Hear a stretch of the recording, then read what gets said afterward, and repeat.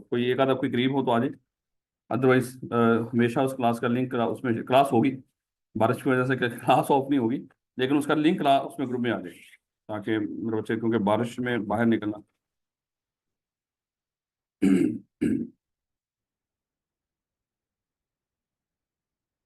नहीं मेरे बच्चे, क्योंकि पहले तो कभी ऑनलाइन का इस तरह का सिलसिला नहीं होता था, अब जब है तो उसका बंदा इस तरह की सिचुएशन में फायदा उठाता है।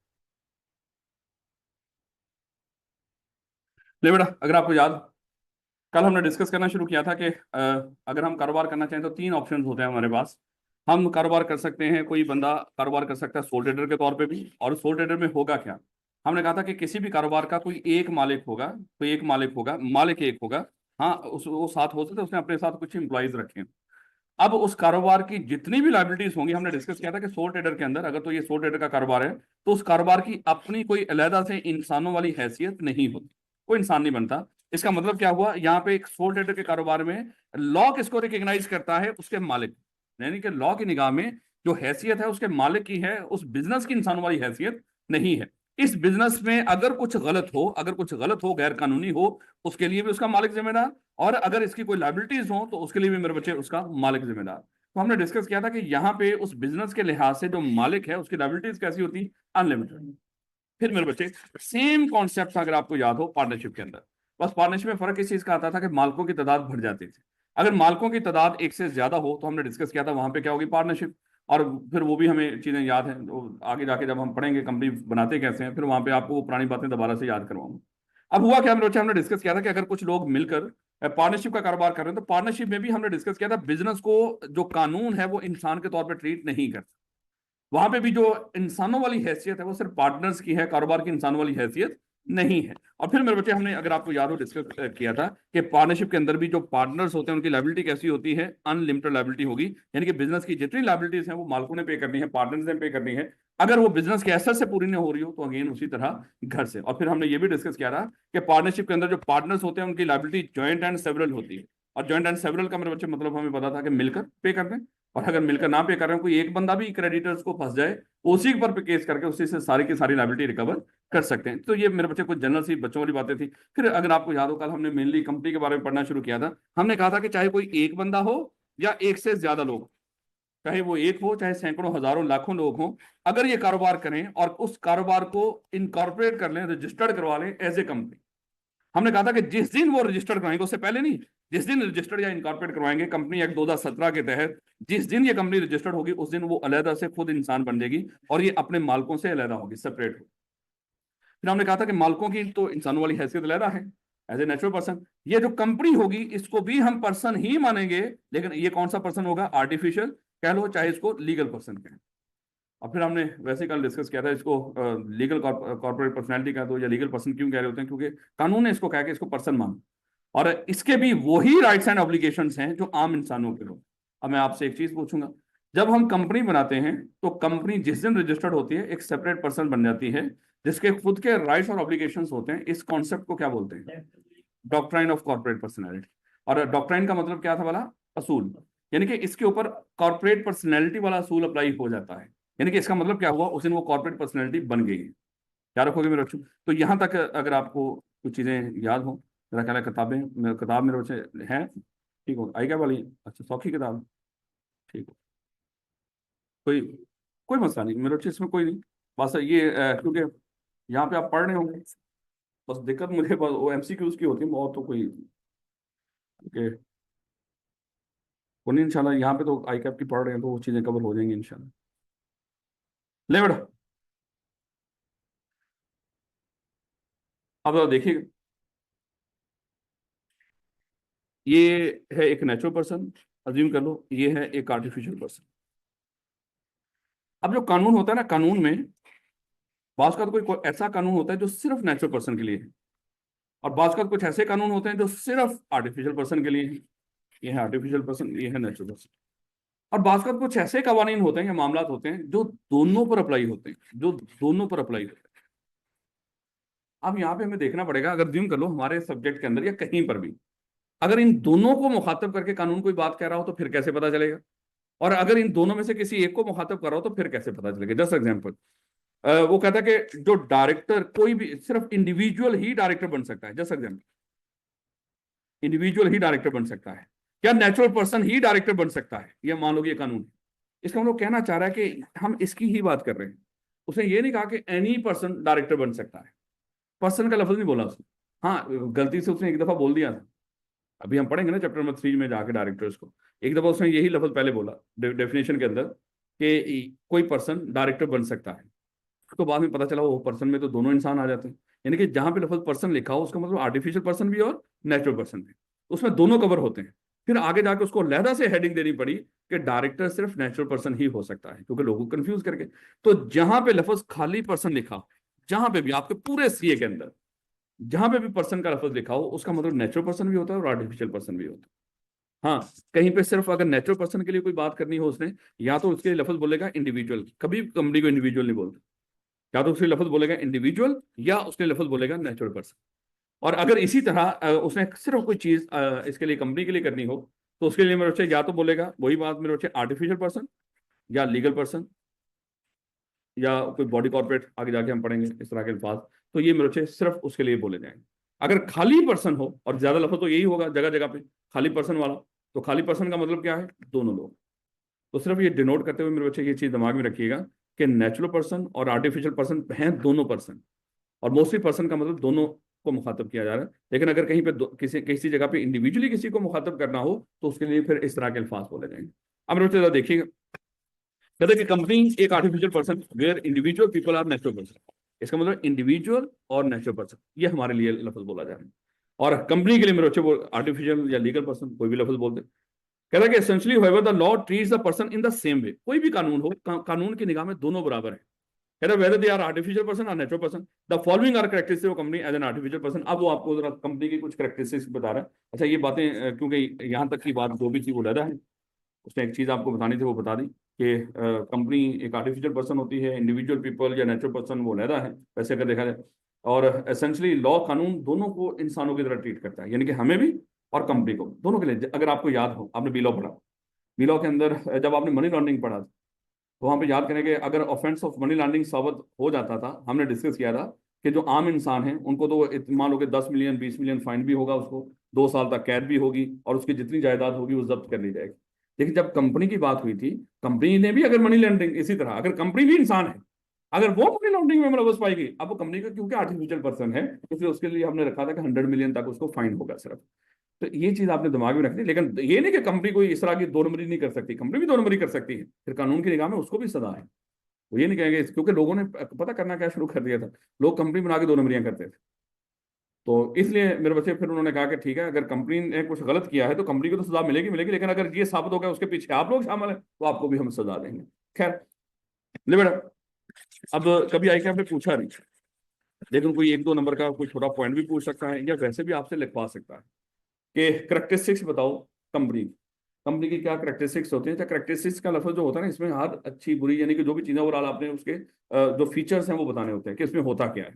सबसे पहले मेरे बच्चे, अब ये हो सकता है वो लिस्ट मांग ले आपसे कि लिस्ट कर दें करेक्टरिस्टिक्स ऑफ द कंपनी, तो फिर आपने आपको बताएंगे, ये भी मैं आपके पूरा पेज है वो आपके साथ शेयर कर दूंगा कि जहाँ पे डिस्क्राइब लिखा हो, जहाँ पे लिस्ट लिखा हो, जहाँ पे एक्सप्लेन लिखा हो, जहाँ पे डिफरेंशिएट लिखा हो, तो इसका मतलब क्या होता है, क्योंकि ये वैसे थ्योरी के पेपर्स के अंदर हमें पता होना चाहिए। आज मैं वो एक पेज होगा उसको आपके साथ शेयर कर दूंगा कि एक्चुअली एग्जामिनर क्या तवक्को कर रहा होता है कि जब ये लफ्ज बोला उसने तो उसका मतलब क्या है। जहाँ पे लिस्ट का लफ्ज बोला हो, इसमें सिर्फ आपने मेन जो पॉइंट होता है उसकी हेडिंग सिर्फ वो बतानी होती है, उसको एक्सप्लेन नहीं करना होता। अगर लिस्ट मांगे और हम एक्सप्लेन करते हैं, उसको पता चल रहा होता बच्चे के बेचारा बस गुजारा ही है, इसको ये नहीं पता लिस्ट का मतलब क्या है। तो छोटी छोटी गलतियां हम आप लिख के ज्यादा आए हो, लेकिन एग्जामिनर को अच्छा नहीं लगा, उसने कहा कि ये तो चीज मैंने मांगी ही नहीं थी, मैंने तो जस्ट लिस्ट मांगी थी, उससे मेन मेन पॉइंट बता दो बस, उसके हेडिंग्स, अगर हेडिंग्स हैं तो जस्ट हेडिंग्स। लेकिन हम वो एक्सप्लेन करना शुरू करते तो उसको बुरा लगता है, ये उसको पता लग जाता है कि ये बच्चा माशाल्लाह बस रट्टा ही लगा रहा है, इसको समझ समझ को नहीं कि करना क्या है। तो पेज में आज इंशाल्लाह आपके साथ शेयर कर दूंगा। नहीं बेटा, जरा करेक्टरिस्टिक्स देखते जाइएगा कंपनी की क्या करेक्टरिस्टिक्स। ये अभी थोड़ा शुरू के मामला थोड़े से आसान, आहिस्ता आहिस्ता मेरे बच्चे इसमें हम मेन उसकी तरफ चले जाएंगे। सबसे पहले कॉन्ट्रेक्चुअल राइट्स एंड ऑब्लिगेशन। मेरे बच्चे याद करें, बचपन से हम पढ़ते आ रहे हैं कि हम लोग क्या कर सकते हैं, कोई भी कॉम्पिटेंट टू कॉन्ट्रैक्ट बंदा कॉन्ट्रैक्ट कर सकता है। और फिर आपने लॉ के अंदर वो इनकॉम्पिटेंट टू कॉन्ट्रैक्ट तो लोग छोड़ ही दिए थे, माइनर है, अनसाउंड माइंड है, या वो डिस्क्वालिफाइड बाय लॉ है, उसके अलावा हर बंदा कॉन्ट्रैक्ट कर सकता है। एवरी पर्सन, हर पर्सन कॉन्ट्रैक्ट कर सकता है। तो वहां पे याद रखिएगा, पर्सन का मतलब अगेन वहां पे नेचुरल भी है और आर्टिफिशियल पर्सन भी है। तो जब इसका मतलब कंपनी भी कॉन्ट्रैक्ट कर सकती है, कंपनी भी कंपिटेंट टू कॉन्ट्रैक्ट होती है और वो भी कॉन्ट्रैक्ट कर सकती है जब, और फिर अगली बात हमने वहां पे डिस्कस की थी, याद है अगर आपको याद हो, कि जब कॉन्ट्रैक्ट एक पार्टी किसी दूसरी पार्टी के साथ कॉन्ट्रैक्ट करे तो दोनों पार्टीज एट ए टाइम प्रोमिजर भी होती हैं और प्रॉमिजी भी होती है। इस तरह के अल्फाज आपने पढ़े होंगे। प्रोमिजर हमने डिस्कस किया था ऑब्लिगेशन परफॉर्म करने के लिहाज से, और प्रॉमिजी मतलब राइट। मतलब जब तक कॉन्ट्रैक्ट ना हो, ना तो आपका कोई राइट होता है ना ही आपका ऑब्लिगेशन होता है। हो ही नहीं सकता कि आपको कोई राइट, आपका राइट कहीं पे क्रिएट हो जाए कॉन्ट्रैक्ट ना हो। बगैर कॉन्ट्रैक्ट के राइट बनते ही नहीं किसी का। और ये भी नहीं होता कि कहीं पे कॉन्ट्रैक्ट ना हो और आपका ऑब्लिगेशन बन जाए ना। बगैर कॉन्ट्रैक्ट के ऑब्लिगेशन भी नहीं होता। ऑब्लिगेशन, राइट्स और ऑब्लिगेशन जितने अगर हम ये दुनिया पे हैं, हमारे जितने राइट्स और ऑब्लिगेशन क्रिएट होते हैं वो सारे के सारे बाय कॉन्ट्रैक्ट होते हैं। यार कोई हाँ बोला था बात है, कुछ जगहों पे कानून कुछ लोगों को कह देता है कि ये इनका राइट है, आप इनको दो, चाहे वो डिसेबल पर्सन है, चाहे वो माइनर है, चाहे कुछ इस तरह का मामला है। खैर, तो मैं सिर्फ आपको समझा रहा हूँ कॉन्ट्रेक्चुअल राइट्स एंड ऑब्लिगेशन, क्योंकि कॉन्ट्रैक्ट से ही राइट्स एंड ऑब्लिगेशन होते हैं। तो कंपनी को भी कॉन्ट्रेक्चुअल राइट्स अवेलेबल है और कंपनी भी कॉन्ट्रैक्ट कर सकती है। जब कंपनी कॉन्ट्रैक्ट करेगी तो कंपनी के राइट्स भी होंगे, फिर ऑब्लिगेशन भी होंगे। तो यही बात बताना है, as a legal person a company में enter into contracts with other person, और जब वो कॉन्ट्रैक्ट करेगी फिर उसके वही बात, और इंडिविजुअल और अदर कंपनी। अच्छा देखो, वो इतना मासूम बंदा है, जब उसने डबल पर्सन बोल दिया था तो काफी था, लेकिन उसको लगा कि शायद बच्चों को पता ही नहीं, और फिर आगे उस पर्सन को फिर उसने बताया इसका मतलब इंडिविजुअल्स भी हैं और अदर कंपनीज भी हैं। हालांकि लफज पर्सन पे अगर रुक जाता वो, तो अभी अभी हम बच्चों को समझा के आए, पीछे पढ़ के आए और यहीं पे ये बात उसने बोली थी, तो भाई काफी था वो, कि जहां पे लफज पर्सन बोला जाए, पर्सन का मतलब दोनों है, तो उसको बताने का तो फायदा ही नहीं हुआ, उस बेचारे को दोबारा से फिर कहना पड़ रहा। हालांकि उसने बात यहाँ पे रोक दी थी, अदर पर्सन, कंपनी एक दूसरे पर्सन से कॉन्टैक्ट कर सकती है। फिर उसने कहा कि दूसरा पर्सन कौन है, एक कंपनी किसी दूसरी कंपनी से भी कॉन्टैक्ट कर सकती है और नेचुरल पर्सन से। सारी ये सारी सारी बातें मैं बिला वजह टाइम लगा रहा हूँ, क्योंकि शुरू के अंदर ये ना हो कि बच्चों को लगे कि पता नहीं सर अब हमें बस आप तनख्वाह ही रहे हैं। ऐसा नहीं, मैंने आपको बताया था ये बिल्कुल ऑन ऑफ सेशन ये मामला चलता रहता है किसी भी सब्जेक्ट के अंदर, मुझे इससे कोई लेना देना नहीं कि ये ऑन सेशन है या ऑफ सेशन है। हम तसल्ली से इस तरह पढ़ना है कि हमने, और इसका मतलब क्या हुआ, इस अटेम्प्ट के अंदर सीलॉ देने वाले पेपर बच्चे भी कम होंगे, और जब बच्चे आईका में पेपर देने वाले कम हो तो एक और मौज होती है, वहाँ पे कंपटीशन कम हो जाता है, मेरिट सर्टिफिकेट के और चांसेस बढ़ जाते हैं। तो हिम्मत करें, अगर तो आप पहली दफा को 3 पेपर दे रहे हो एटलीस्ट, तो इंशाल्लाह आप भी उस गेम में, आपके लिए भी गेम ऑन होगा। खैर, ले बेटा, डेट्स एंड लायबिलिटी। अब अगली बात आएगी, अज्यूम कर लो ये कंपनी के मालिक थे, और ये कंपनी जिस दिन कंपनी बन गई थी तो कंपनी खुद से एक अलग इंसान बन गई थी जो मालिकों से अलग है। अगर ये कंपनी किसी बैंक के पास जाए और बैंक से उधार लेना चाहे, क्या उधार ले सकती है खुद जाके? बिल्कुल, इंसान है ना। अभी तो हमने डिस्कस किया, एक कंपनी के पास भी वही राइट्स एंड ऑब्लिगेशन जो आम इंसानों के होते हैं। अगर आप जाके बैंक से लोन ले सकते हो तो कंपनी भी तो जाके बैंक से लोन ले सकती है ना। अगर कंपनी ने इस तरह उधार ले लिया, ये उधार क्या बैंक जाके मालिकों से मांगेगा? नहीं, कंपनी उधार ले सकती है, लेकिन वो उधार वापस भी कौन करेगा? वो कंपनी खुद ही करेगी। और इसी तरह मेरे बच्चे अज्यूम कर लो इस कंपनी ने अगर चले फिलहाल तो सिर्फ डेट्स और लायबिलिटी की बात कर रहा है, ऐसा अगली हेडिंग में बात करेगा तो वो वहां पे डिस्कस कर लेंगे। तो क्या कहना चाह रहा है, इफ ए कंपनी इंकर ए डेट, उधार ले ले या उधार पे सामान ले ले। डेट्स एंड लायबिलिटी का मतलब क्या है, या तो सीधा सीधा पैसा ले लो, लायबिलिटी मतलब क्या है, उधार पे सामान ले लो। पैसे तो नहीं लिए लेकिन लायबिलिटी तो आपकी राइज होगी ना। तो चाहे उधार ले चाहे उधार पे सामान ले, दोनों सूरतों में उस पैसे को वापस किसने करना है? वो कंपनी ने खुद करना है, मालिक जिम्मेदार नहीं होते। मालिकों की लायबिलिटी कैसी होती है बोला? लिमिटेड। और ये भी चीज दिमाग में रखना, हाँ, कुछ जगहों पे मालिक भी जिम्मेदार होंगे। ये भी मैं आपको बता रहा हूँ, कुछ जगहों पे मालिक भी जिम्मेदार होंगे। जहां पे मालिक जिम्मेदार होंगे ना, वो 2-3 जगह वो अपने दिमाग में रखनी है। जस्ट एग्जाम्पल, चलो वैसे मैं अभी बता रहा हूँ क्योंकि ये कॉन्सेप्ट बड़े इंपॉर्टेंट है। अभी हम पढ़ेंगे एक कंपनी में कम से कम मिनिमम नंबर ऑफ मेंबर पूरे होने चाहिए, क्योंकि ये चीज पढ़ी है ना अभी हमने कि कंपनी की लायबिलिटी कौन पे करेगा? कंपनी पे करेगी। क्या ऐसी सिचुएशन हो सकती है कि जहां पे जो मेंबर्स हैं वो लायबिलिटी पे करेंगे कंपनी की? हम कहेंगे बिल्कुल ऐसी सिचुएशन भी हो सकती है। और वो सिचुएशन कब होगी भला? मेरे बच्चे अज्यूम कर लो एक कंपनी, एक प्राइवेट कंपनी है, चलो एक पब्लिक कंपनी है। पब्लिक कंपनी में कम से कम 3 मेंबर होने चाहिए, ये पढ़ेंगे अभी आगे जाकर। अगर ये कंपनी के मेंबर किसी वजह से 3 से कम हो जाए, मान लो मिस्टर ए बी सी ये 3 मेंबर थे, मिस्टर ए ने अपने सारे शेयर ट्रांसफर कर दिए मिस्टर बी, और ये बीच में से निकल गया। अब इस कंपनी के मेंबर कितने रह गए बोला? तो इस कंपनी को अब जिस दिन ये 3 से कम हुए, उस दिन से इनको मिलेंगे 180 दिन। इनको कहेंगे मेंबर पूरे कर लो। ये किनको कहेंगे? रिमेनिंग मेंबर्स की जिम्मेदारी होगी वो नंबर ऑफ मेंबर पूरे करें। डायरेक्टर का इसमें कोई लेना देना नहीं होता, ये मेंबर्स को पूरा करना मेंबर्स की जिम्मेदारी होती है। रिमेनिंग 2 मेंबर्स की, बी और सी की जिम्मेदारी, चलो भाई मेंबर पूरे करो, आप तो 3 से कम हो गए। इनको कितनी मोहलत मिलेगी? 180 दिनों तक। अगर 180 दिनों तक इन्होंने मेंबर पूरे ना किए, आगे जितने दिन डिफॉल्ट चलता है मेंबर पूरे ना हो, मान लो कि 20 दिन और डिफॉल्ट चला, इन्होंने मिनिमम नंबर ऑफ मेंबर से नीचे रहे, इन 20 दिनों में होने वाले जितने कॉन्ट्रैक्ट होंगे इस कंपनी के उधार पे सामान, उसके लिए ये मेंबर जिम्मेदार। 20 दिनों के बाद उन्होंने मेंबर पूरे कर लिए, लेकिन ये 20 दिन हमेशा जिंदा रहेंगे। इसकी लायबिलिटी कौन पे करेगा? इस दिन में जितने कॉन्ट्रैक्ट होंगे उस कंपनी की, जितनी लायबिलिटीज होंगी, वो कौन पे करेगा? वो ये वाले मेंबर, ये वाले दो डिफॉल्टिंग मेंबर। ये यहीं पे मैंने कहा कि आपको एक दफा बता दूं क्योंकि इंपॉर्टेंट है, इसी चैप्टर में पढ़ेंगे आकर पे जाके। क्या रखोगे मेरे बच्चे? Debts and liability. तो कंपनी की लायबिलिटी किसने पे करनी होती है? कंपनी ने खुद। क्या कोई ऐसी नौबत आ सकती है कि जहाँ पे मेंबर भी लायबिलिटी पे करेंगे कंपनी की? हाँ, वो पढ़ेंगे। हाँ, वो अभी इतना दिमाग में रखें, सर वो मिनिमम नंबर ऑफ मेंबर के जो कॉन्सेप्ट है उसमें होगा इस तरह का मामला। अभी सिर्फ इतनी बात याद रखें। ले बेटा नेक्स्ट। कहता है कि ऑनरशिप ऑफ एसेट्स और प्रॉपर्टी। लो बेटा, अभी हमने डिस्कस किया कि कंपनी बनाने वाले कंपनी बनाते हैं, और कंपनी जिस दिन बनी वो खुद से अलहदा मालिकों से इंसान बन गई। अब इस इंसान के मेरे बच्चे अपने एसेट्स और प्रॉपर्टीज। अभी हमने एक विषय टॉपिक पढ़ा कि कंपनी की जो लायबिलिटीज और डेट्स हैं वो कौन पे करेगा बोला?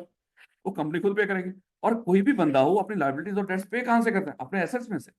अगर मेरे सर पे कोई लायबिलिटी है, कोई कर्जा है किसी तरह का, तो मैं अपने एसेट्स में से पे करूंगा। लेकिन अगर मान लो कि ये कंपनी के मालिक कौन है? ये शेयर होल्डर। पता ये चला, अज्यूम कर लो, अगर इस तरह का कॉन्सेप्ट होता कि कंपनी अपनी लायबिलिटी खुद पे करेगी, लेकिन उसके जो एसेट्स और प्रॉपर्टी है इसके मालिक उसके शेयर होल्डर है, तो कंपनी बेचारी अपनी लायबिलिटी कभी भी पे नहीं कर सकती। वो तो फिर जुल्म हो जाएगा उसके साथ। वो कहेगी मेरा इसमें कसूर क्या है? लायबिलिटीज मैंने पे करनी है और एसेट्स मेरे मालिकों के हैं, तो मैं तो अपनी लायबिलिटी पे नहीं कर सकती। इसलिए भाई जारी बात है, वो बराबरी का एक असूल है। अगर कंपनी लायबिलिटीज के लिए जिम्मेदार है तो एसेट्स की मालिक भी कंपनी खुद होती है, उसके मालिक नहीं होते। तो जितने एसेट्स और प्रॉपर्टी होती है मेरे बच्चे, उसके मालिक कौन है? कंपनी खुद होती है। हाँ, बोला था बात है, कल अगर जब ये कंपनी खत्म होती है, उस वक्त उसकी लायबिलिटीज पे करने के बाद जो बच जाए, तो वो हम शेयर होल्डर में डिवाइड कर दिया करते हैं।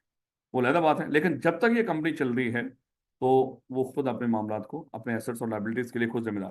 ये company on its own assets although the members ordinary shareholder owns the company। अभी यहाँ पे देखो, आपको एहतियातन बता रहा है, प्रेफरेंस शेयर होल्डर भी पढ़ेंगे आगे जाके, हमारे पूरे इस पे बहस होगी, डिफरेंस होगा वहाँ पे ऑर्डिनरी और प्रेफरेंस शेयर होल्डर में क्या फर्क होता है। तो वहाँ पे जाके इस चीज़ को दोबारा आपको अच्छे तरीके से एक्सप्लेन कर दिया जाएगा कि जो प्रेफरेंस शेयर होल्डर्स हैं, जब कंपनी खत्म होती है मेरे बच्चे, उनको सबसे पहले क्रेडिटर, क्रेडिटर के बाद प्रेफरेंस शेयर होल्डर, लेकिन इनका वही पैसा वापस करते हैं जितना इन्होंने कंपनी को दिया हो।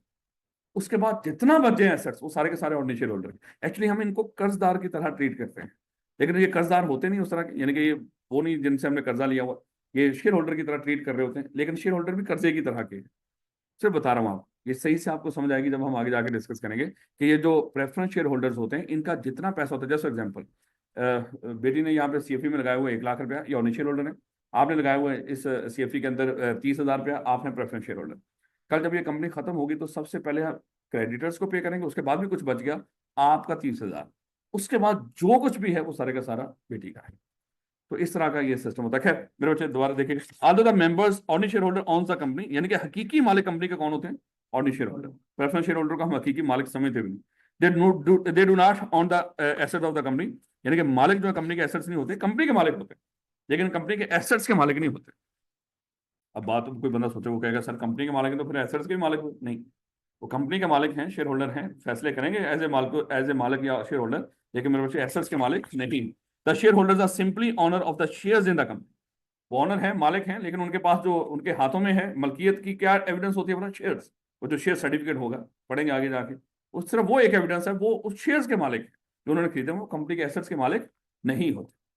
अब ये यहाँ पे एमसीक्यूज बना देगा वो, कि कंपनी के जो शेयर होल्डर्स होते हैं वो किसके मालिक होते हैं। नीचे 4 ऑप्शन आ रहे होंगे, कंपनी के एसेट्स के, कंपनी के शेयर्स के, फलानी चीज के, फलानी चीज के। तो दिमाग में रखना है, वो एसेट्स उसेट्स के मालिक नहीं होते, मालिक नहीं होते, वो कंपनी में उसके शेयर्स के ही सिर्फ मालिक होते हैं। तो किसी जगह से मेरे बच्चे उठा के वो क्या कर देगा, हर लाइन को पढ़ते हुए ये चीज दिमाग में रखते हैं कि वो यहाँ पे वो किस तरह कोई सवाल बना देगा। क्योंकि देखो अभी तो हम जब पढ़ रहे होते हैं ना, उस वक्त तो हमें पता होता है कि वो ऐसे पूछ सकता है, हम सोच सकते हैं। अभी जब वो पूछ लेगा ना, उस वक्त हमारे पास किताब नहीं होगी कि हम किताब में खोल के देखें कि वहां पे ये लिखी लाइन क्या थी। इसलिए मेरे बच्चे हर लाइन को पढ़ते हुए ये ध्यान में रखना। The share holder are simply owner of the share, the company itself is the legal owner of its assets. अब यहीं पे सवाल बन गया ना कि legal owner of assets of the company कौन होता है? अब नीचे 4 ऑप्शन होंगे, share holder, creditors, company debtors, assume करो। अब अगर ये लाइन हम गौर करके यहाँ पे पढ़ के नहीं ना जाएंगे, हम सोचेंगे यार सही लीगल ऑनर तो शेयर होल्डर ही होने चाहिए, है? क्योंकि वो कंपनी के मालिक है, तो वहां पे हमारे दिमाग में एक पूरी डिबेट शुरू हो जाएगी, क्योंकि हम डरे हुए होते हैं, वहां पे खौफ होता है। लेकिन वही बात आप इसको वेरीफाई करने के लिए सामने कतार, तो मेरे बच्चे यहीं पे सोच के जाना, हर लाइन बड़े ध्यान से, कि legal owner of the assets of the company कौन होता है? वो कंपनी खुद होती है। बेटा right to receive from debtors, sir परेशान हो गए शाही साहब, right to receive from debtors. अब मेरे बच्चे डेटर्स कौन होते हैं? अज्यूम कर लो कि अभी हमने डिस्कस किया कि कंपनी बनाई, और उस कंपनी, ये हम क्या करते हैं, हम कोई इलेक्ट्रॉनिक्स की प्रोडक्ट्स बना के बेचते हैं। मान लो एक पेल कंपनी है, ये ट्रांसफार्मर, एसी चेसी और फ्रिज फ्रिज इस तरह की चीजें बना के बेचते हैं। ये जितने ट्रांसफार्मर लगे हुए इन सब के ऊपर पेल लिखा होता है। ये ना कि चेक करने के लिए आप ट्रांसफार्मर के ऊपर चढ़ के बैठे हो। सर ने कहा पता नहीं सच्ची बात है करी, हाँ खुदा का खौफ करना है सर, बता रहा हूँ आपको। ले बेटा, मान लो कि ये पेल कंपनी, इसने क्या किया, इसने सीएफई को एक ट्रांसफार्मर बेचा 10 लाख रुपए। सीएफई ने कहा कि सर हम आपको 6 महीने के बाद पेमेंट कर देंगे। अब मेरे बच्चे पेल की किताबों के अंदर सीएफई क्या, उसका क्या है, डेटर, 10 लाख रुपए का डेटर नजर आ रहा होगा जो रिसीवेबल है। अब सीएफई के एक शेयर होल्डर मिस्टर ए को पता चला कि अच्छा उसको पैसों की जरूरत थी, उसको पता चला कि जो सीएफई वाले हैं उन्होंने जो मेरी कंपनी है पेल, उसका 10 लाख रुपया देना। वो सीधा उसके घर पहुंचा, उसको कहा सीएफई को, उसको कहा कि सर वो 10 लाख रुपया दे दें। तो सीएफई ने पूछा सर आप कौन हो? उसने कहा कि आपने पेल से वो ट्रांसफार्मर नहीं खरीदा? कहता हाँ तो खरीदा हुआ है, देने हैं पैसे, और मैं उन्हीं का तो शेयर होल्डर हूँ। और देखिए मैं 99.99% का शेयर होल्डर हूँ, मैं 100% का शेयर होल्डर। इससे कोई फर्क नहीं पड़ता। अब यहाँ पे आपको धोखा दे रहे हैं, मिस्टर ए अकेला ही शेयर होल्डर है, सिंगल मेंबर कंपनी है वेल, और वो 100% शेयर होल्डर है। वो क्या है इसके पास, सीएफई के पास, कोई 10 लाख रुपया दे दे भाई, जो मर्जी हो, कंपनी एक अलग इंसान है। ये जो डेटर से पैसा वसूल करना है वो सिर्फ कंपनी का ही राइट है, उसके किसी शेयर होल्डर का राइट नहीं है। यार रखो, ये ना हो कि आप कहें कि चलो ये तो सर 100% का शेयर होल्डर है ना, आप तो रौला ही मुक्का, इसके साथ है ही कोई नहीं। नहीं नहीं मेरे बच्चे, चाहे सिंगल मेंबर कंपनी हो, उसके बावजूद वो अपने मालिक से अलहदा होती है। यार रखो, अलहदा बात है कि जब वो सिंगल मेंबर मर जाता है उसके भी उसूल पड़ेंगे। सिंगल मेंबर जब कोई कंपनी हो, वो कंपनी बनाते वक्त अपना एक नॉमिनी अपॉइंट करता है कि कल अगर मैं मर जाऊं तो अपने कंपनी के मामलात को भी संभालना है, और ये जो कंपनी की मलकियत है इसको मेरे बच्चों में डिवाइड कर देना। और वो बच्चे अगर एक ही हो तो वो सिंगल मेंबर के तौर पे उसके पास चलती रहेगी, अगर एक से ज्यादा बच्चों के पास उसकी कंपनी चली जाए तो फिर हम उसको अदर देन सिंगल में कन्वर्ट किया करेंगे। ये देखेंगे, इस बात को भी आगे जाके डिस्कस करेंगे। नहीं बेटा, कहता debtor of the company owes the money to the company. Online वाले बच्चों कोई सवाल सूल हुआ करे तो मेरे बच्चे पूछ लिया करो। कहता debtor of the company owes the money to the company not to its owner. यानी कि वही बात, जितना कर्जा किसी ने देना है कंपनी का, वो कंपनी को देना, ना कि उसके मालिकों को, और मालिक मांग भी नहीं सकते। और अगर मालिकों को पैसा दे दिया तो कंपनी लहदा जाके उसे पैसे रिकवर कर सकती है। मान लो कि सीएफई ने आपको उधार पे सामान बेचा, सीएफई का शेयर होल्डर आपके पास आया, उसने कहा कि मैं सीएफई का शेयर होल्डर 100% फलाना हूँ, आप मुझे दे दो, आपने उसको दे दिए। उसके बाद सीएफई आपके पास आगे सर पेमेंट, आपने कहा कि सर आपके मालिकों को दे दी, कहेंगे सर हमें उससे कोई लेना देना नहीं, ये हमारा हक है, हमें दो। तो आप ये नहीं कह सकेंगे सीएफई को जाए सर आपने मालिक से ले लेना ना, सीएफई आपसे ही लेगा केस करके आपके ऊपर, और वो बोला ना बात है, फिर आपको कहा जाएगा आप उससे रिकवर कर लें जिसको आपने गलत बंदे को पैसे दे दिए। लेकिन ले बेटा, ये बड़ा इंपॉर्टेंट है। हम पढ़ते आ रहे हैं कि कंपनी बनाने वाले कंपनी बनाते हैं, और जिस दिन कंपनी बन जाती है, इनकॉर्पोरेट हो जाती है, कंपनी खुद एक इंसान बन जाती है। अब ये है एक आर्टिफिशियल पर्सन। अब आर्टिफिशियल पर्सन अपने आप को खुद मैनेज नहीं कर सकता मेरे बच्चे, इसको मैनेज करने के लिए हमेशा हमेशा नेचुरल पर्सन की जरूरत होगी। हो ही नहीं सकता कि आर्टिफिशियल पर्सन को मैनेज करने के लिए आर्टिफिशियल पर्सन अपॉइंट किया। इसको मैनेज, अब जो कंपनी की मैनेजमेंट एंड कंट्रोल, ये लफ्ज अक्सर बोला जाता है दूसरी किताबों में भी इधर उधर। मैनेजमेंट, जैसे आपने टैक्स जब पढ़ा था, टैक्स में याद है कि कंपनी का रेजिडेंशियल स्टेटस जब आपने देखना होता था, रेजिडेंट है या नॉन रेजिडेंट है, तो हम देखा करते थे उसका मैनेजमेंट और कंट्रोल, अगर पाकिस्तान में होली या पार्शली कुछ इस तरह की वो बातें हमने डिस्कस की थी, वो शिफ्ट हुआ हो, तो मैं समझा रहा हूँ आपको। तो इसका मैनेजमेंट और कंट्रोल, जो कंपनी का मैनेजमेंट और कंट्रोल किनके पास होता है, वो बोर्ड ऑफ डायरेक्टर के पास। तो डायरेक्टर मेरे बच्चे उस कंपनी के क्या होते हैं, मैनेजमेंट कंट्रोल। अब ये जो कंपनी को मैनेज और कंट्रोल करेंगे वो करेंगे डायरेक्टर, और ये जो डायरेक्टर्स होंगे ये हमेशा नेचुरल पर्सन होने चाहिए, नेचुरल पर्सन होने चाहिए। कभी भी आर्टिफिशियल पर्सन किसी कंपनी का डायरेक्टर नहीं हो सकता। अब अगली बात आएगी, एक आपने याद रखना है, एक तो कंपनी के जो डायरेक्टर्स होंगे वो हमेशा नेचुरल पर्सन होंगे, दूसरा ये डायरेक्टर हमेशा हमेशा मेंबर्स में से अपॉइंट किए जाते हैं, स्वाय 4 एक्सेप्शंस के। ये भी आपने याद रखना है, चैप्टर 3 में जाके ये 4 एक्सेप्शन पढ़े। 4 लोगों के अलावा, सिर्फ वो 4 लोग हैं जो मेंबर नहीं होते और डायरेक्टर बन सकते हैं। उन 4 के अलावा कभी भी कोई डायरेक्टर नॉन मेंबर नहीं हो सकता। याद रखोगे, और ये पक्का करके दिमाग में रखना है, क्योंकि अक्सर लोग क्या करते हैं, वो किसी और को भी सोच लेते हैं, सिनेरियो जब दे देते हैं ना, ये क्या सोचते हैं, चल यार ये भी तो हो ही सकता होगा ना, सिचुएशन ऐसी हो। ऐसे ऐसे कमाल के थे, इसके ऊपर सवाल बनाता है क्या, जब वो डिस्कस करेंगे मैं बताऊंगा आपको। तो बेटा, तो अब दोबारा मुझे बताइएगा, कंपनी की मैनेजमेंट एंड कंट्रोल वो किसके पास होगा, डायरेक्टर्स के। और डायरेक्टर हमेशा कहां से अपॉइंट होते हैं, मेंबर्स में से। लेकिन इसकी एक्सेप्शन कितनी है, 4।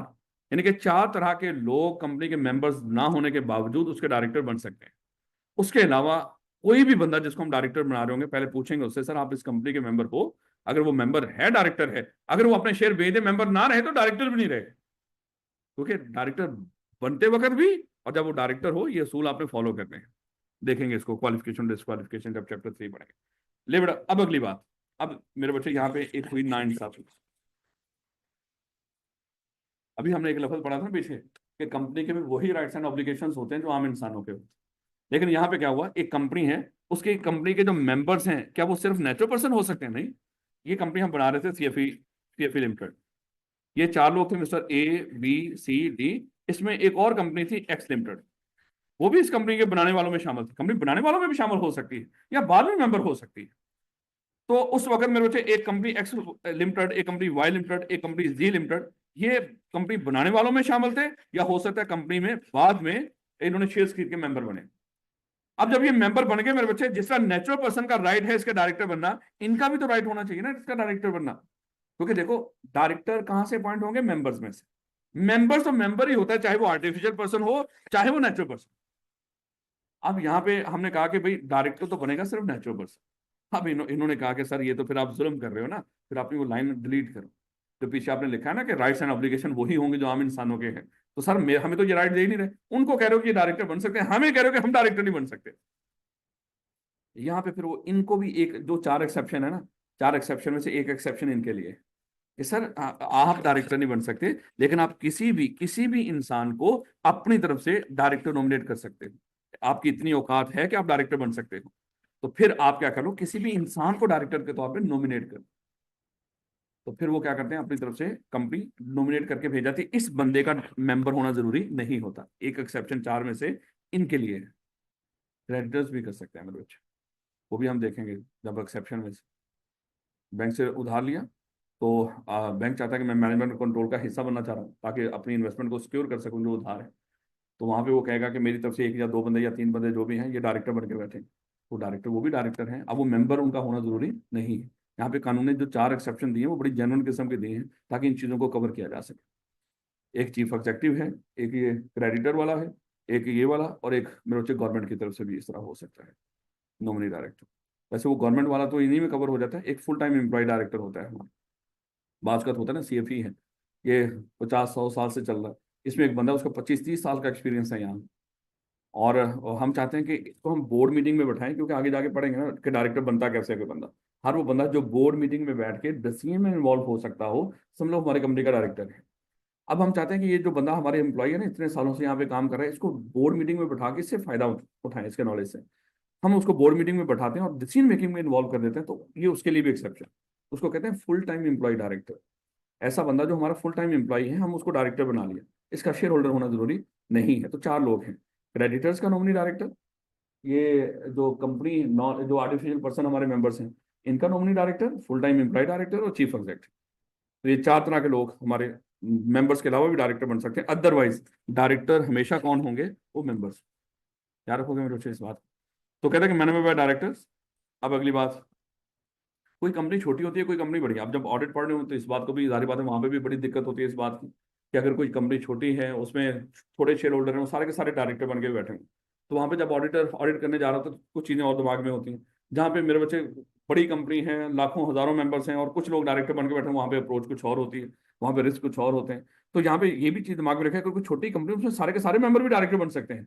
और क्योंकि बड़ी कंपनी हो, तो फिर मेरे बच्चे उसमें आगे जाके हम इलेक्शन का तरीकाकार पढ़ेंगे। तो बेटा, कहते हैं कि companies are managed by their directors who should be member of the company as well. यानी कि कंपनी को मैनेज कौन करेगा, कंट्रोल और मैनेजमेंट किसके पास होगी, डायरेक्टर्स के पास, who should be member of the company, और उनको क्या होना चाहिए, मेंबर, कहता लेकिन विद फ्यू एक्सेप्शंस, और वो कितनी है, चार। कहता कि in small companies the share holder and director may be the same individual, but the large company the directors might hold a small proportion of the shares or even no share. अब इसको जरा देखिए,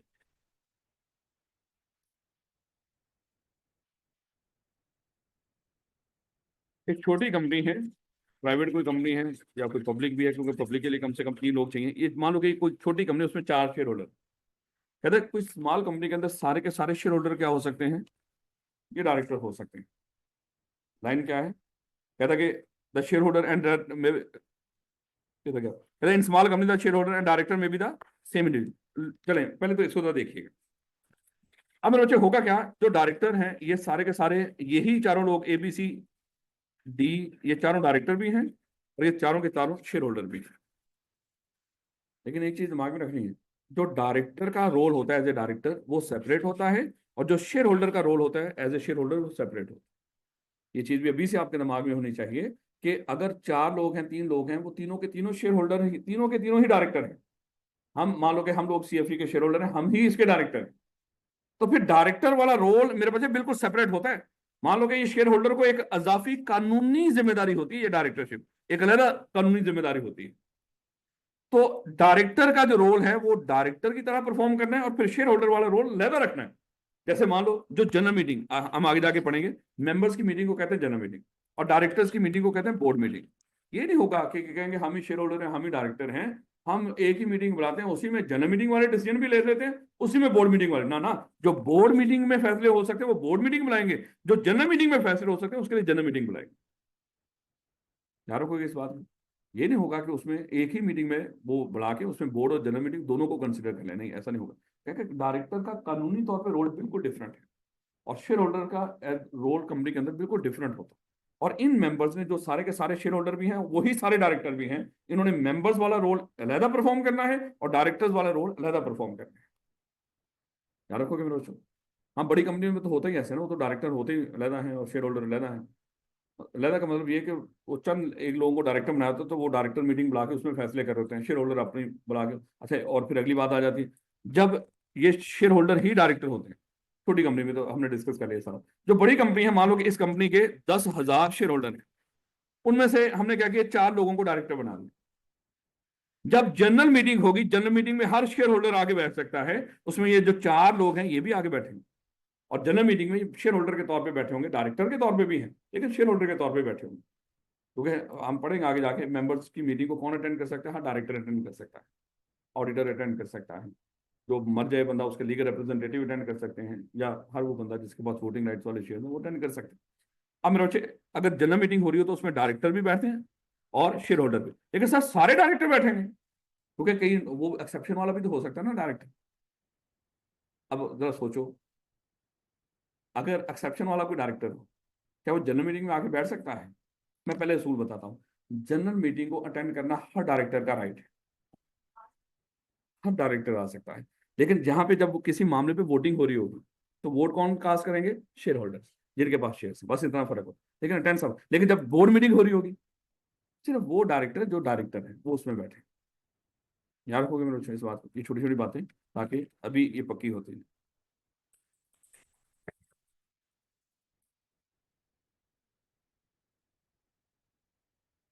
अच्छा, एक बंद कर देंगे इसमें,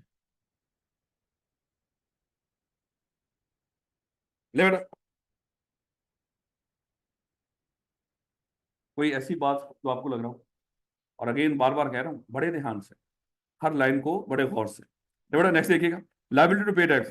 यार आपने जब I2B भी पढ़ा था, उसके अंदर पढ़ा था कि कंपनी में डबल टैक्सेशन होती है, एक डिसएडवांटेज था उसका, है? और डबल टैक्सेशन का मतलब फिर आपको क्या समझाया था कि कंपनी, हाँ बिल्कुल, कंपनी जब अपना पीएनएल तैयार करेगी, पीएनएल तैयार करेगी, आखिर के ऊपर उसका आ रहा होगा, एक आ रहा होगा प्रॉफिट बिफोर टैक्स की फिगर आ रही होगी, उसमें से वो क्या करेगी, टैक्स पे करेगी।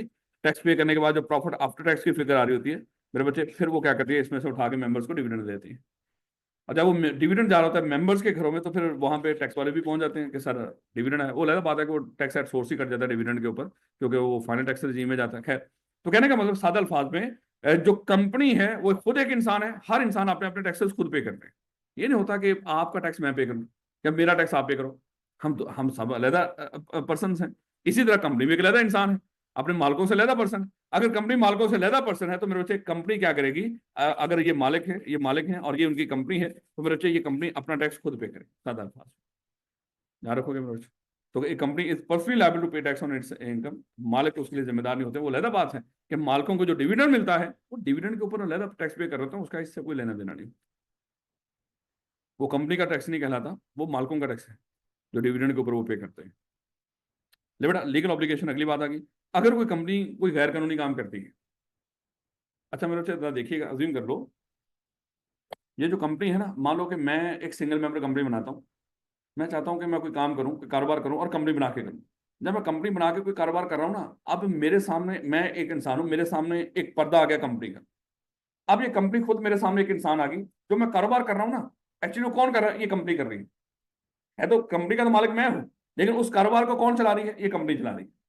और उस कारोबार में अगर कुछ सही हो, गलत हो, उसके लिए जिम्मेदार कौन है? ये कंपनी। एक्चुअली मैं किस में बैठा हूं? मैं पर्दे में बैठा हूं। अगर बाहर देखा जाए, मैं तो एक पर्दे में बैठा हूं। इस कंपनी का मालिक मैं हूं और दुनिया को क्या नजर आ रही है? ये कंपनी। और ये कंपनी लोगों से डील करती है, ये कंपनी सब कुछ कर रही है, लेन देन सब कुछ इसके लिए जिम्मेदार है। अब लोगों ने सोचा ये तो कमाल का काम है, हम इस तरह कंपनी वाला पर्दा ओढ़ के हम दो नंबरी भी तो कर सकते हैं। तो लोगों ने कंपनी बनाना शुरू कर दी फ्रॉड करने के लिए, मनी लॉन्ड्रिंग करने के लिए। अब अगर कोई कंपनी, अगर कोई बंदा कंपनी बनाए, कुछ लोग, एक बंदा हो या एक से ज्यादा, और वो कंपनी बना के कोई गैर कानूनी काम कर रहे हो, जिस तरह हमने वो मनी लॉन्ड्रिंग में पढ़ा था। अगर मेरे बच्चे, आप कुछ लोगों ने कंपनी बनाई और कंपनी बना के उसके जरिए मनी लॉन्ड्रिंग कर रहे हैं, तो कंपनी पर तो जो फाइन होगा होगा ही। और अगर ये साबित हो गया वो लोग भी शामिल हैं इसमें, उनकी नियत ही खराब थी इस कंपनी को बनाने की, हम फिर वो क्या करते हैं? वो पर्दा हटा देते हैं। पर्दा हटा के फिर उन लोगों को भी पकड़ते हैं जो उसके पीछे पकड़ बैठ के ये सारा खेल खेल रहे थे।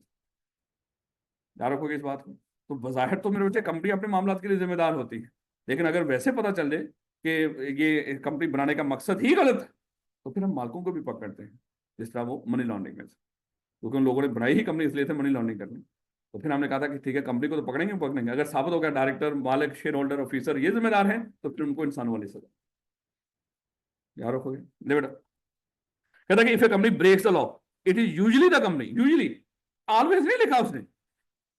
ना ना, ये क्यों? ये अभी जो मैंने आपको मंतक बताई, क्योंकि अगर ऑलवेज कंपनी ही जिम्मेदार होती, फिर तो कंपनी के जरिए लोग दो नंबरियां करते, उसको पता कि मुझे किसने पकड़ना, पकड़ना तो कंपनी को है, रौले मुक्का। उसने कहा कि usually the company itself that is liable, लेकिन although there are circumstances in which its owners or its officers mainly directors may be personally liable। हाँ, ऐसे हालात हैं। और आपके हालात तो एक तो पढ़ के आए हो, और वो कौन सा भला? Money laundering. ये तो पढ़ के आए हो, आपको पता है। याद रखोगे मेरे? सिंपल था, आसान था, लेकिन मेरे बच्चे आसान को आसान समझते हैं, तो यही तो दिक्कत होती है लॉ के अंदर। तो उसको आसान को आसान नहीं समझना, आपने उसको अच्छे तरीके से करना है। ये जितने आपने पढ़े हैं, ये करेक्टरिस्टिक्स पढ़ी हैं, वो आपको लिखवा सकता है, या किसी एक आधे पॉइंट के ऊपर कोई एमसीक्यूज बना लेगा। तो ये मेरे बच्चे अच्छे तरीके से कर लीजिएगा। तो बेटा नेक्स्ट देखिएगा, कॉन्सिक्वेंसेज ऑफ सेपरेट पर्सनैलिटी। अब होगा क्या कि हमारे इसी चैप्टर के अंदर दो चीजें हैं। एक है कॉन्सिक्वेंसेज ऑफ सेपरेट पर्सनैलिटी, एक है consequences of registration of company. इसका बिल्कुल कोई सेकंड लास्ट टॉपिक होगा हमारे इस चैप्टर का। अगर आप जाएंगे इसी चैप्टर के ऊपर, हम पढ़ेंगे उसको, जब उस चैप्टर पे उस टॉपिक पे जाएंगे, मैं दोबारा इसके साथ लिंक कर दूंगा आप, ताकि आपको समझ आ जाए। तो कॉन्सिक्वेंसेज ऑफ सेपरेट पर्सनैलिटी और consequences of registration of A company. अब जब पेपर में आएगा ना कि consequences of registration of A company बताओ, हमारे बच्चे वहां पे जज्बाती होकर कॉन्सिक्वेंसेज ऑफ सेपरेट पर्सनैलिटी लिख देते हैं। जबकि कॉन्सिक्वेंसेज ऑफ रजिस्ट्रेशन कंपनी में ये जो अभी हम पढ़ने लगे, ये तो सिर्फ एक दो पॉइंट है, वहां पे 5 पॉइंट है। और ये तो सिर्फ एक आधा पॉइंट में ये कवर होते हैं जो अभी हम पढ़ने लगे। इसलिए बड़ा वाजे करके दिमाग में रखना है उस वक्त कि कॉन्सिक्वेंसेज ऑफ सेपरेट पर्सनैलिटी क्या है और consequences of registration of A company क्या है। उसमें एक कंपनी जब रजिस्टर्ड होती है, उसकी पूरी रजिस्ट्रेशन के बाद क्या मामला होते हैं वो सारे डिस्कस होते हैं। यहाँ पे सिर्फ एक पहलू डिस्कस किया जा रहा है, और वो पहलू क्या है? सर ये क्या है? सर हम ये कह रहे हैं कि मालिकों ने कंपनी बनाई, और कंपनी जिस दिन बन गई वो अपने मालिकों से अलहदा हो। सर जब हमने इस कंपनी को मालिकों से अलहदा क्यों किया है, ये उस क्यों का सवाल है, सवाल का जवाब है। ये जो कॉन्सिक्वेंसेस ऑफ सेपरेट पर्सनैलिटी है, ये किसका जवाब है कि सर हमने इस कंपनी को उसके मालिकों से अलहदा क्यों किया है, आखिर इसकी मंतक क्या है। तो मेरे बेटा यहाँ पे वो मंतक आपको समझाई जा रही है, 3 वजूहात हैं उसके पीछे। अगर ये 3 वजह ना होती तो शायद हम इसको मालिकों से अलहदा ना करते। जैसे पार्टनरशिप और सोल ट्रेडर में ये चीज नजर नहीं आएगी आपको, वो सेपरेट नहीं होती, तो उसमें ये तीन चीजें आपको नजर ही नहीं आती। तो वो मेरे बच्चे जरा देखिएगा, सबसे पहले हम चाहते थे, याद है ये जो शेयर होल्डर थे बेचारे सोल ट्रेडर के तौर पे कारोबार करते थे, तो इनकी लायबिलिटी कैसी होती थी? अनलिमिटेड। पार्टनरशिप के तौर पे तब भी अनलिमिटेड। ये तो बेचारे मर गए थे, बेचारे के घर बार भी चला जाता। तो ये चाहते थे कि सर हम, हमारे पास कुछ पैसा है, सेविंग है, हम चाहते हैं कोई कारोबार करें, लेकिन हम चाहते हैं कि अगर वो कारोबार डूब जाए उतना की पैसा डूबे जितना हम उस कारोबार में लगाएं, तो कुछ ऐसा मामला हो।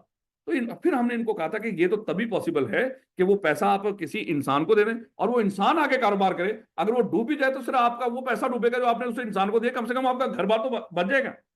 तो इसका एक वजह, इसको अपने मालिकों से लैदा करने की ये वजह ये थी, इन मालिकों की जो लाइबिलिटी है वो क्या हो जाए, लिमिटेड हो जाए। सिर्फ ये वजह है। अगर ये कंपनी अपने मालिकों से लैदा ना होती, इनकी कभी भी लाइबिलिटी लिमिटेड नहीं होगी, क्योंकि पार्टनरशिप और सोल ट्रेडर में लैदा नहीं होती उनका कारोबार, तो उनकी लाइबिलिटी अनलिमिटेड होती है। एक तो देखो हम पढ़ क्या रहे हैं, कॉन्सिक्वेंसेज ऑफ सेपरेट पर्सनैलिटी, कि सर आखिर हमने एक कंपनी को मालिकों से लैदा क्यों किया है। लैदा कर देंगे, देखो हम पूरी कंपनी की रजिस्ट्रेशन की बात नहीं कर रहे, कंपनी रजिस्ट्रेशन हो गई, अब उसका क्या होगा, कंपनी जब लैदा इंसान बन गई अब उसका क्या है, वो तो सारी बातें डिस्कस करेगा। हम कहते हैं सेपरेट पर्सनैलिटी जो हम ट्रीट करते हैं ना कंपनी को मालिकों से, उसका उसके पीछे सिर्फ ये तीन बातें। एक क्या है, लायबिलिटी क्या होगी, लिमिटेड मालिकों की। दूसरा लफ्ज होगा परपेचुअल सक्सेशन। इसका मतलब क्या है बेटा, देखो अगर तो सोल ट्रेडर है, मालिक बना, कारोबार भी खत्म, ऐसा ही होता है। तुम्हारी बात है, कारोबार की तो हैसियत थी नहीं, मालिक ही था ना, मालिक मिला तो रौला मुक्का, कारोबार भी एंड हो गया। अगर क्योंकि आप कहेंगे नहीं सर उसके वारसों को मतलब अगर वारस ही ना हो तो रौला ही मुक्का ना उसका। नहीं समझ आ रही मेरा ख्याल। बेटा ये ना सोचो कि सर उसके वारिस होंगे, फिर आगे वारसों में वारिस नहीं है तो फिर आगे कोई और वारिस होगा, कोई वारिस नहीं होता। अगर वारिस है ही नहीं किसी का तो फिर आगे कौन वारिस होना, अल्लाह वारिस ही है। यही बोलते हैं कि फिर अल्लाह ही वारिस है। तो इसलिए मेरे बच्चे अगर सोल ट्रेडर के अंदर बंदा मरे तो कारोबार खत्म।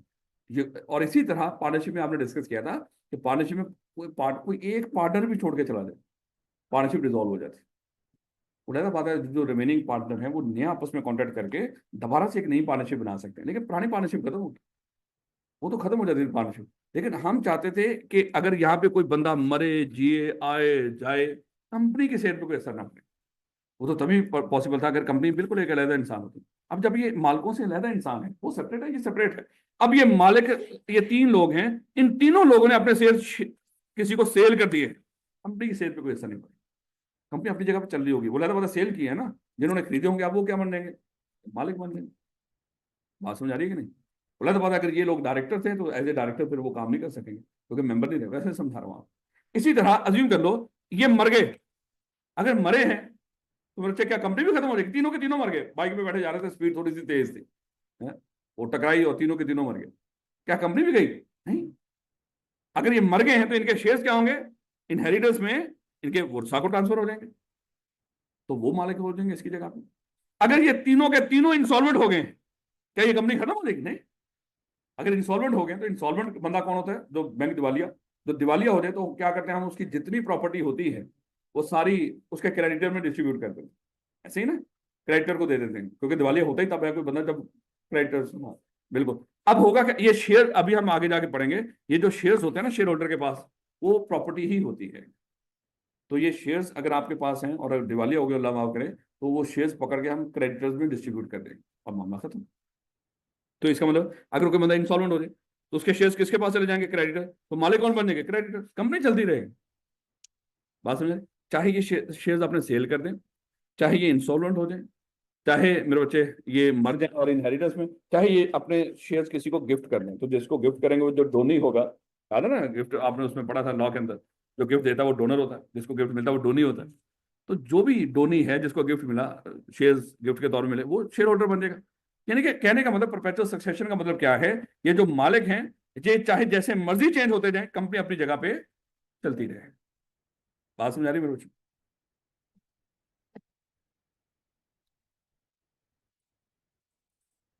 तो कंपनी को मालिकों से ज्यादा क्यों किया, कितने इसके वजूहात है मेरे बच्चे, तीन। एक तो हम चाहते थे कि मेंबर्स की लायबिलिटी क्या हो जाए, लिमिटेड। दूसरा हम चाहते थे कि अगर मेंबर्स मर रहे हों, जी रहे हों, चेंज हो रहे हों, कंपनी की सेहत पे कोई असर ना पड़े, कंपनी अपनी जगह पे रहे। तो उसके लिए हमने लफ्ज क्या बोला, परपेचुअल सक्सेशन होती है। परपेचुअल सक्सेशन के मतलब है ये, नहीं तो कोई और। अगर ये नहीं है तो इनकी जगह पे कोई और होगा, तो इसको ये कंपनी चलती रहेगी। उसके बाद तीसरा मेरे बच्चे ऑप्शन आता है इसके अंदर, वो है सेपरेशन ऑफ ऑनरशिप, किससे, डायरेक्टर से। तीसरी हमारी वजह इसको कंपनी को लहदा बनाने की ये थी कि कंपनी की जो मैनेजमेंट है वो हम डायरेक्टर्स को दे दें, और डायरेक्टर्स का स्टेटस लहदा हो और मालिक का स्टेटस लहदा, यानी कि separation of ownership from management हो जाए। अब क्योंकि लोग पता क्या सोचते थे, लोग सोचते थे कि देखें जो तीन अगर लोग हैं शेयर होल्डर हैं, तीनों के तीनों डायरेक्टर हैं, तो मैनेजमेंट भी तो ऑनर के पास ही है ना, तो मालिक ही डायरेक्टर है, तो दोनों में सेपरेशन है। तो यहां पे उन्होंने कहा कि नहीं, जब हम कंपनी बना देते हैं, अगर ये तीन लोग शेयर होल्डर हैं, ये तीनों के तीनों डायरेक्टर हैं, उसके बावजूद ये क्या है, ये separation of ownership from director है। यानी कि डायरेक्टर का उनका जो स्टेटस होगा, ये तीनों लोग मिस्टर ए बी सी, ये शेयर होल्डर भी है, ये तीनों लोग मिस्टर ए बी सी, ये तीनों डायरेक्टर भी हैं। कि डायरेक्टर का ओहदा अलहदा है, शेयर होल्डर्स का ओहदा अलहदा है। यानी कि समझ लो ये शेयर होल्डर्स के सर पे हमने एक अजाफी चार्ज दे दिया उनको, डायरेक्टर। और कल अगर डायरेक्टर के तौर पे उन्होंने कुछ गलत किया, हम उनको डायरेक्टर के ओहदे से रिमूव करेंगे, शेयर होल्डर रहेंगे अपनी जगह, क्योंकि डायरेक्टर एक अलहदा ओहदा है और शेयर होल्डर एक अलहदा है यार को। तो हमारा ये इरादा था कि हम ये, आप देखो बड़ी कंपनी जिसमें लाखों मेंबर हैं, उनमें से हमने 10 लोगों को लेट करके डायरेक्टर बना दिया। कल वो डायरेक्टर कुछ गलत करते हैं ना, मान लो कि समझ लो 10 शेयर होल्डर सारे इकट्ठे हुए हुए थे, वो 10 डायरेक्टर भी थे, 10 डायरेक्टर के सरों पे होता है ना, जैसा वो शादियां होती हैं, वो जो मेन कुछ मेजबान होते हैं शादी के, या वो जो होते हैं वो दूल्हा या उसकी फैमिली, वो सब ने खास तरह की पगें पहनी होती हैं। एक अजाफी ओहदा है, चार पता चला जाता है ये वो फैमिली है जिनकी शादी है। होता है अक्सर, पता नहीं कुछ जगहों पे होता है, कुछ जगहों पे नहीं होता, होते हैं रस्म और रिवाज।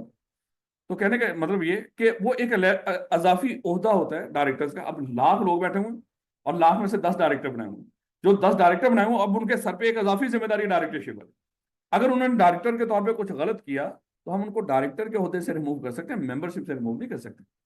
जिस तरह होता है ना, हमने सारे एमएनए इलेक्ट करके असेंबली में भेज दिए, हमने कहा कि भाई अब इस मुल्क को चलाने के लिए कोई बंदा तो होना चाहिए, उन्होंने कहा कि है ना शबाज शरीफ है। अब वो मुल्क का हमने क्या किया, उसको कहा कि सर आप आगे हैं, हम आप एमएनए तो हो, लेकिन आपके ऊपर ये एक अजाफी पग रख रहे हैं, आपने मुल्क को मैनेज करना है, कंट्रोल करना है। उसने कहा कि रौला ही कौन। अब मेरे बच्चे, अगर उसने कुछ गलत किया, उसको हम क्या कर सकते हैं, उसको वजीर आजम के उस अजाफी ओहदे से फारिग कर सकते हैं, एमएनए अपनी जगह पे रहेगा। ये नहीं होगा कि एमएनए भी नहीं रहा, नहीं नहीं, बड़े सारे हमारे जो वजीर आजम हैं, वो अदालतों से सजा मिली, वो नाहल हो गए, ये नहीं कोई एमएनए भी नहीं रहे बात। यार को ये सेम मामला यहाँ पे हो। तीन वजह हैं जिस वजह से हम चाहते हैं, ये जो कॉन्सिक्वेंस ऑफ सेपरेट पर्सनैलिटी, वो तीन वजह है उसके पीछे। हम चाहते थे जो मेंबर्स ऑफ की लायबिलिटी लिमिटेड हो जाए, हम चाहते थे कंपनी के अंदर परपेचुअल सक्सेशन, यानी कि शेयर होल्डर जैसे मर्जी चेंज होते रहे, कंपनी अपनी जगह पे चलती रहे, ये ना हो तो इनकी जगह पे कोई नए शेयर होल्डर आ जाए। और हम चाहते थे कि जो ऑनरशिप है और जो डायरेक्टरशिप है, इन दोनों में सेपरेशन। इसलिए हमने कंपनी को लैदा कर दिया अपने मालिकों से। तो पेपर के अंदर जब वो पूछेगा, विच अब इसको वैसे भी पूछ सकता है 3 नंबर का है, कॉन्सिक्वेंसेस ऑफ सेपरेट पर्सनैलिटी बताओ, क्या वो पूछ सकता है, एमसीक्यूज के तौर पे पूछ सकता है, which of the following is not a consequences of separate personality. अब तीन तो होंगे, चौथा अपनी तरफ से वो लिख देगा। तो एमसीक्यूज के तौर पे, एमसीक्यूज तो बना बनाया है, 3 पॉइंट्स तो पहले ही है, तो उस तरह भी पूछ सकता है या उसको वैसे भी पूछ सकता है। याद रखोगे इस बात को।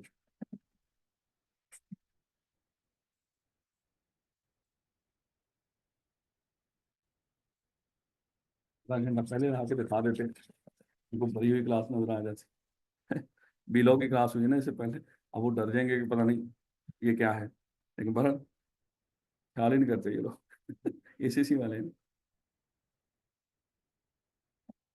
ले मेरे बच्चे, the separate legal personality of companies has several consequences. उसमें क्या है, लिमिटेड लायबिलिटी, सेवरल का मतलब सिर्फ तीन ही है मेरे बच्चे। सेवरल ये ना हो कि आप भी सोचते होंगे इसके अलावा भी कुछ हो। एक तो हम चाहते थे limited liability of the owner of the business हो जाए। दूसरा क्या था, separation of ownership from control, जैसे मेंबर्स एंड डायरेक्टर, यानी कि ये दोनों वैसे ही कंट्रोल एंड मैनेजमेंट, ये बात एक पॉइंट आगे उसको समझा रहा है, यानी कि इसी का ये मतलब है, यानी कि मेंबर्स एंड डायरेक्टर दोनों सेपरेट। और transfer of ownership and perpetual succession, यानी कि अगर ये ना रहे तो इसकी ऑनरशिप किसी और को ट्रांसफर हो जाएगी, और वो क्या बन जाएंगे इनकी जगह पे, वो शेयर होल्डर बन जाएंगे, परपेचुअल सक्सेशन हो जाएगी। जैसे होता है वो परपेचुअल इन्वेंट्री रिकॉर्ड होता है जो रेगुलरली अपडेट होता रहता है। एक तो पीरियोडिक इन्वेंट्री होती है ना, एक परपेचुअल होती है। पीरियोडिक इन्वेंट्री रिकॉर्ड जो होता है वो हम हफ्ते में, हाँ, इस तरह उसको अपडेट करते हैं। और जो परपेचुअल वो लगातार साथ साथ ही अपडेट होता जाता है, तो इसलिए लफ्ज बोला जा रहा है परपेचुअल सक्सेशन। जैसे ही ये गए इनकी जगह पे फौरन कोई और आ गया। वैसे भी अभी मैंने आपको बता दिया 4 सिचुएशन है इनके जाने की। मर गए तो लीगल रिप्रेजेंटेटिव, गिफ्ट कर दिए तो धोनी, इंसॉल्वेंट हो गए तो जिनको इनकी प्रॉपर्टी ट्रांसफर होगी, और उसके बाद अगर बेच दिए तो जिसको बेचे। 4 सिचुएशन है, यानी कि गिफ्ट, इनहेरिटेंस, उसके बाद इंसॉल्वेंट और सेल।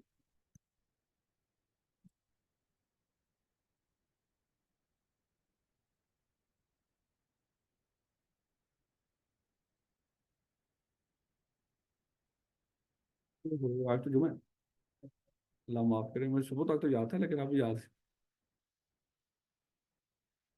कहते हैं कि अगर जुम्मे वाले दिन आपको जुम्मे का ना पता हो तो ये भी ईमान की कमजोरी है। तो शायद अल्लाह माफ करे, अल्लाह ताला। और आज मुझे वाकई याद नहीं रहा। कोई और होगी मेरी तो खत्म हो जाती। मेरी तो क्लास ही 1 बजे तक है, वो तो जुम्मे से पहले पहले खत्म हो जाती। ओह बेटा, मैं अहमद, मैं पता करके बताता हूँ। कोई और क्लास होगी पक्की बात है, लेकिन मैंने करना है ना क्लासेस को, मेरे तो दिमाग में है ही नहीं। ये जब क्लासेस शुरू होते हैं शुरू के दिनों में, कमाल की कोई बात है। बेटा जुमे के टाइम तो नहीं होगी, जाहिर बात है जुमे के बाद फिर होगी वो क्लास, तो जुमे के टाइम पर और जुमे के बाद होगी, होगी जरूर।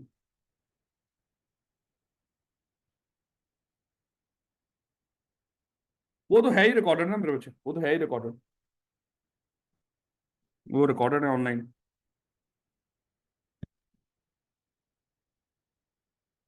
नहीं बेटा, अब इसमें से कुछ चीजों को आपको एक्सप्लेन करना है, यानी कि एक टॉपिक तो यहाँ पे कंप्लीट हो गया, लेकिन आगे इनमें से इन्हीं पॉइंट्स को आगे कुछ करके वो आपको एक्सप्लेन भी करना है। जैसे transfer of ownership and perpetual succession जो भी हमने डिस्कस किया।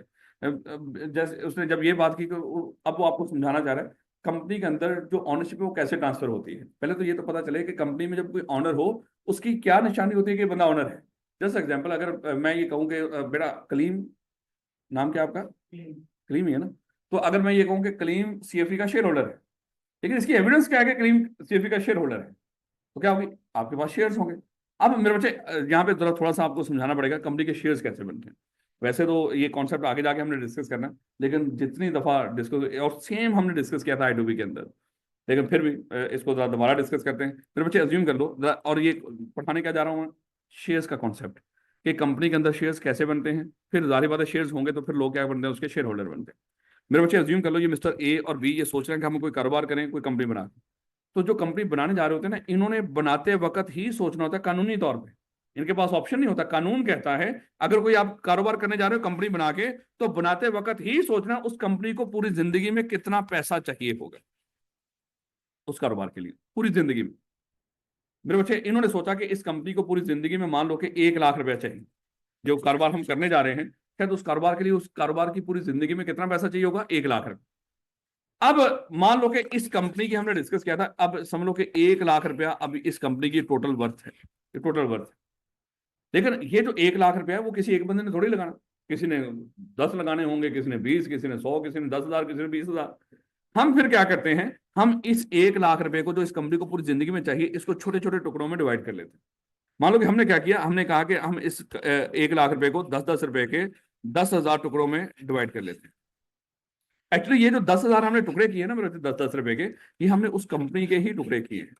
हमने उस कंपनी के ही 10,000 टुकड़े किए हैं। मैं बच्चों को समझा रहा हूँ, ये बिल्कुल ऐसा ही कॉन्सेप्ट होता है जैसे किसी हाउसिंग सोसाइटी आप लॉन्च करते हैं। अज्यूम कर लो कि हमारे पास ये जमीन का टुकड़ा है, ये हमारे पास जमीन है। अब हम कह रहे हैं कि पूरी जमीन कौन खरीदेगा, वो तो किसी ने खरीदनी को नहीं है सारे के सारा। हम क्या करते हैं, उस जमीन के छोटे छोटे टुकड़े बना देते हैं। मान लो हमने क्या किया, कोई 5-5 मरले के भी हो सकते हैं, 10-10 मरले के भी, सेम इसी तरह शेयर भी, कोई 10 रुपए वाला भी हो सकता है, कोई 20 रुपए वाला भी हो सकता है। आगे पढ़ेंगे जाके शेयर्स की डिफरेंट क्लासेस हो सकती हैं, जैसे हाउसिंग सोसाइटी में वो डिफरेंट तरह के 5-10 मरले के प्लाट्स होते हैं। हमने क्या किया, एक्चुअली उस सारी सोसाइटी को प्लाट्स में डिवाइड कर दिया, छोटे छोटे प्लाट्स में। अब किसी मिस्टर ए ने कहा कि भाई मुझे इसमें से 2 प्लॉट चाहिए। हमने कहा कि ठीक है सर, ये 2 प्लॉट हमने आपको दे दिए। अब जिस बंदे ने 2 प्लॉट खरीदे हैं, क्या वो पूरी सोसाइटी का मालिक है? मालिक तो है उस सोसाइटी में, लेकिन सिर्फ 2 प्लॉट। एक बंदा आया, उसने कहा कि सर मुझे 1 प्लॉट दे दो, हमने उसको 1 प्लॉट दे दिया, वो 1 प्लॉट का मालिक। एक बंदा आया, उसने कहा कि सर मुझे 20 प्लॉट दे दो, वो 20 प्लॉट का मालिक। तो इस तरह करके वो पूरी कंपनी के मालिक नहीं, हाँ, एक ऐसा भी हो सकता है, एक पूरी हाउसिंग सोसाइटी का सिंगल ही मालिक, ऐसे मैं कह रहा हूँ, है सिंगल मेंबर कंपनी, जैसे 100% शेयर एक ही बंदे के पास। तो सेम मेरे बच्चे, जब हम ये जो कहते हैं ना कि ये जो कंपनी बनाने जा रहे होते हैं, ये शुरू में जो सोचते हैं इस कंपनी को पूरी जिंदगी में 1 लाख रुपए चाहिए, अज्यूम कर लो, ये अरबों खरबों की गेम होती है, वैसे ही आपको समझा रहा हूँ सादा करके। इन्होंने सोचा इस कंपनी को पूरी जिंदगी में 1 लाख रुपया चाहिए। हमने क्या कर दिया फिर, उस 1 लाख के लिहाज से 10-10 रुपए के या 5 रुपए के भी हो सकते हैं, 100 रुपए के भी, 500 के, जितनी मर्जी रख लो, हम समझने के लिए बात कर रहे हैं। हमने उस कंपनी के एक्चुअली क्या कर लिया, शुरू के अंदर ही उस 1 लाख रुपए को टुकड़ों में डिवाइड कर दिया। वो जो 10-10 रुपए के 10,000 हमने टुकड़े किए हैं, वो एक्चुअली लाख के नहीं, अगर सादा अल्फाज में देखें, वो हमने कंपनी के टुकड़े किए हैं। इस कंपनी के अब 1 लाख टुकड़े हैं, इसकी मलकियत। और इन टुकड़ों को मेरे बच्चे हम क्या कहते हैं, इन टुकड़ों को या तो शेयर्स कह दो, या यूनिट्स कह दो, चाहे पार्ट्स कह दो, लेकिन ज्यादा जो लफ्ज बोला जाता है वो शेयर्स ही बोला जाता है। तो हमने इस कंपनी के ये 10,000 शेयर्स बना दिए। अब हम कहेंगे, लोगों के सामने रख देंगे कि भाई इस कंपनी के 10,000 शेयर। अब अगली बात, अच्छा ये नहीं होता कि इस कंपनी को 1 लाख रुपया चाहिए, ये तो लाख पूरी जिंदगी में चाहिए था, लाजमी ना कि ये लाख शुरू में ही चाहिए, नहीं। हमें शुरू में इस कंपनी के लिए चाहिए सिर्फ 20,000 रुपया, सिर्फ 20,000 चाहिए इसका पूरा कारोबार लगाने के लिए। हम ये पूरी कंपनी नहीं बेच देंगे उस वक्त। ये जो हमने इसके 10,000 टुकड़े किए थे, ये 10,000 के 10,000 टुकड़े नहीं बेचेंगे, हमें सिर्फ 20,000 चाहिए। हम क्या करेंगे, इसमें से 2,000 टुकड़े निकालेंगे, 8,000 अभी भी हमारे पास पड़े होंगे। हम 2,000 टुकड़े बेचेंगे, 10 रुपए का एक टुकड़ा, तो हमारे पास कितने पैसे इकट्ठे हो जाएंगे, 20,000। और हम अपने कंपनी का कारोबार शुरू करेंगे। ये आगे जाके इसको हम इसके लिए लफ्ज बोला करेंगे, जो कंपनी का कारोबार शुरू करने के लिए पैसे चाहिए होते हैं ना, इसके लिए लफ्ज बोला करेंगे मिनिमम सब्सक्रिप्शन। पढ़ेंगे आगे जाके, इसका पूरा टॉपिक आएगा, याद रखो। ये जो शुरू में हमने टोटल अमाउंट सोची होती है, इस कंपनी को पूरी जिंदगी में पैसा चाहिए, इसको बोलते हैं ऑथराइज कैपिटल। उस ऑथोराइज कैपिटल में से जो कारोबार शुरू करने के लिए शुरू में पैसे चाहिए होते हैं, उसके लफ्ज बोला करेंगे मिनिमम सब्सक्रिप्शन।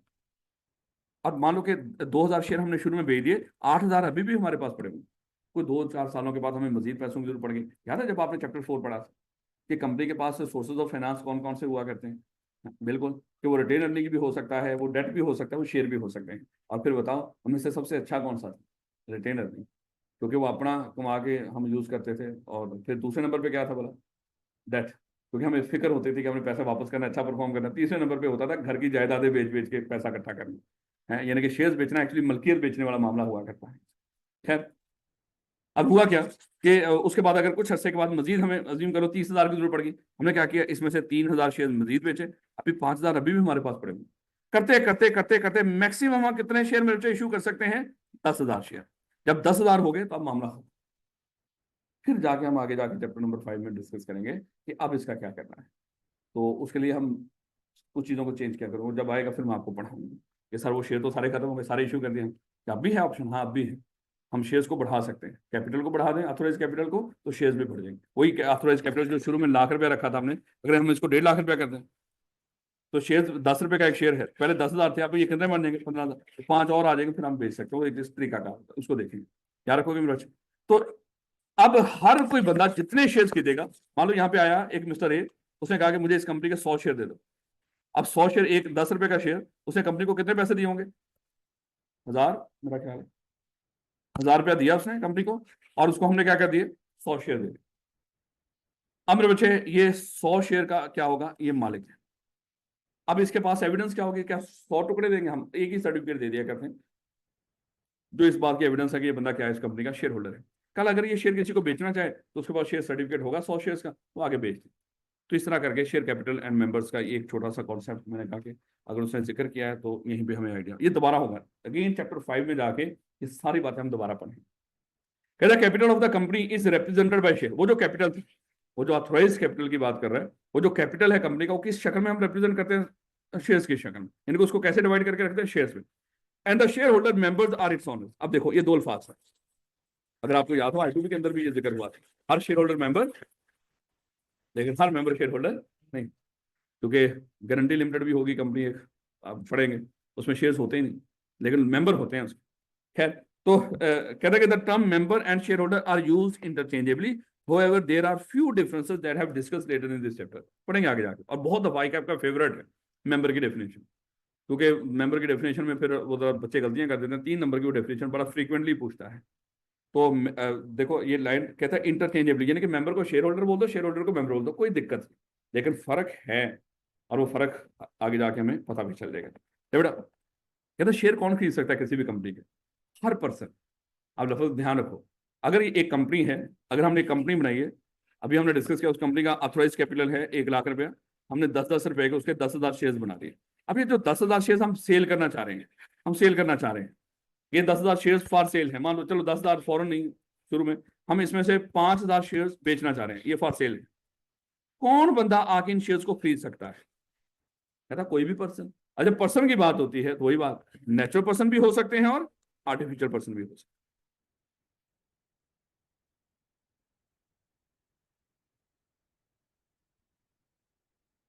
और फिर जो शेयर्स खरीदेगा वो क्या बनेगा? उस कंपनी का मेंबर, शेयर होल्डर। कहता है कि ए legal person, any legal person can on shares in A company. आप लोग लीगल पर्सन हो कि नहीं है?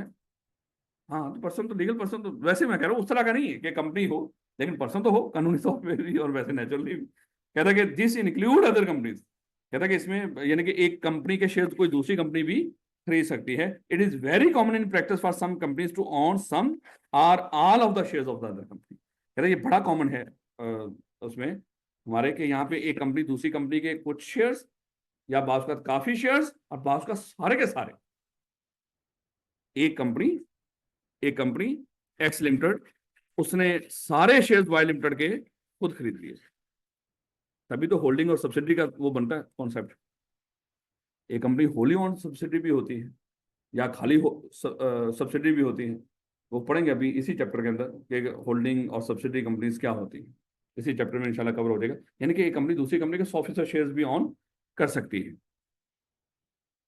कहते हैं कि एनी लीगल पर्सन, ये तो हो गया, it is very common practice for company to own some, ठीक हो गया।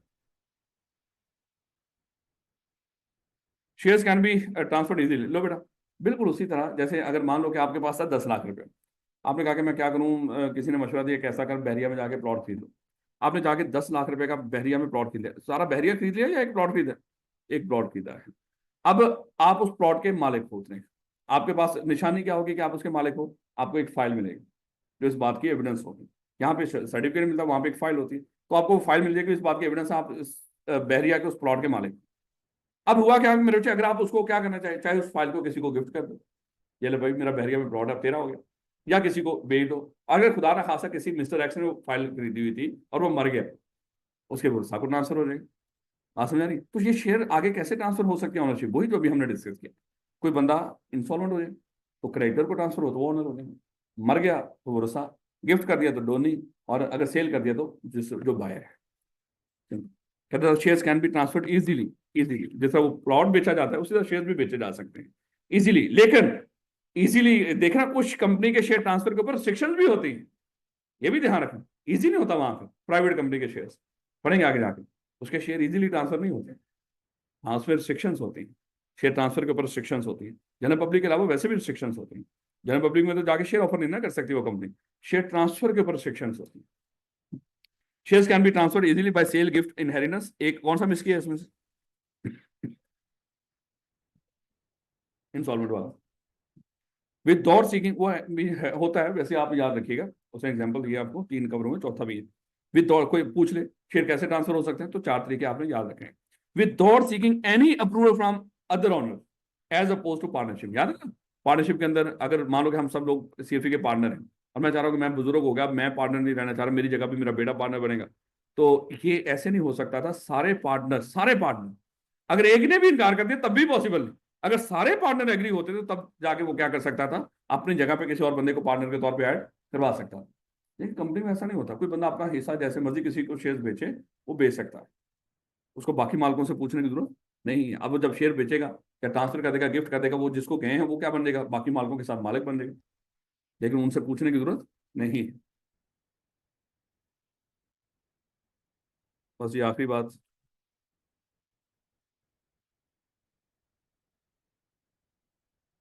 कल ही करेंगे क्योंकि जुमा है और सैटरडे को क्लास होगी मेरे बच्चे।